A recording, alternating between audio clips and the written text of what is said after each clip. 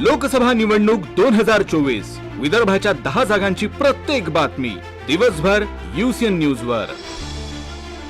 चंद्रपुर से भाजपा उम्मीदवार सुधीर मुनगंटीवार ने कांग्रेस पर टिप्पणी करते हुए अमर्यादित भाषा का इस्तेमाल किया। चंद्रपुर जिले में मुनगंटीवार के प्रचार के लिए प्रधानमंत्री की सभा आयोजित की गई थी। इसी जनसभा में प्रधानमंत्री के सामने मुनगंटीवार की जुबान फिसल गई और वो अपने भाषण के दौरान कुछ ऐसा बोल गए कि अब उनकी आलोचना हो रही है। आणीबाणी मोदींनी लावली। अरे 19 महीने देवेंद्रजीचे पिताश्री माझे वडील निरपराध शोभाताई फडणवीस 19 महिने जेलमध्ये गेल्या। दोष काय होता तर तेरा वैभव अमर रहे मा हम दिन चार रहे ना रहे, भारत माता की जय, वंदे मातरम यासाठी जेलमध्ये टाकणारे आता लोकशाही सांगताय।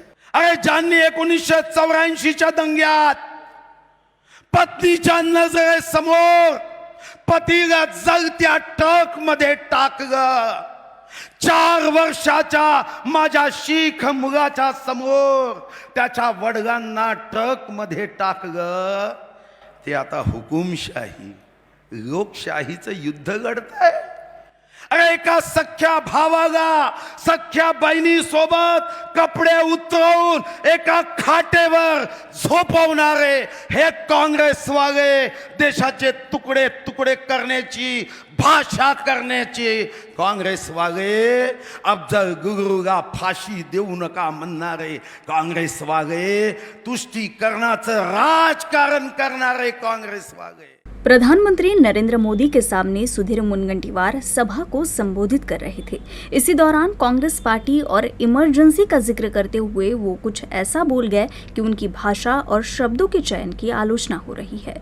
मुनगंटीवार का ये वक्तव्य काफी वायरल हो रहा है। एक मंत्री और लोकसभा प्रत्याशी के इस तरह के वक्तव्य की आलोचना करते हुए नेता प्रतिपक्ष विजय वडेट्टीवार ने मुनगंटीवार की निंदा करते हुए कहा कि मुनगंटीवार राज्य सांस्कृतिक मंत्री नहीं बल्कि असांस्कृतिक व्यक्ती है।